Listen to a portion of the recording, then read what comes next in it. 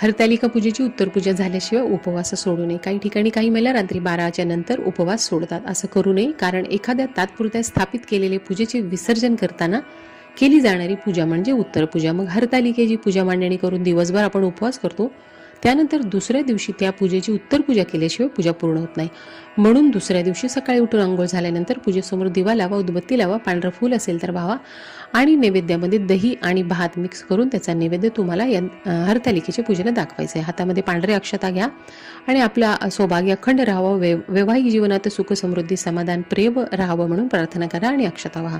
त्यानंतर उपवास सोडा आणि उपवास सोडताना पहिला घास या दही भाताचाच तुम्हाला खाऊन उपवास सोडायचा आहे। महादेवांना दही भात अतिप्रिय आहे आणि आपण नैवेद्य म्हणून हा दही भात ठेवला आहे, म्हणून उपवास सोडताना पहिला घास दही भाताचा खावा आणि उपवास सोडा।